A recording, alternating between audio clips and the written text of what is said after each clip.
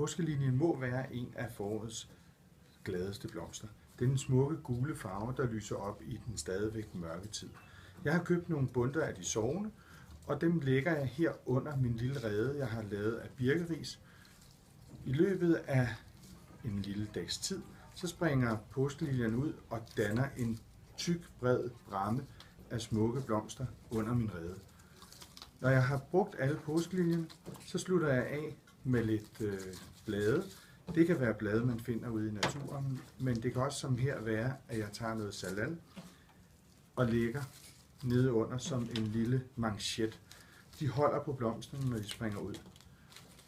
Når jeg så har sluttet af, så kan jeg jo tage lidt birkeris eller som her eukalyptus og lige give den en ekstra effekt.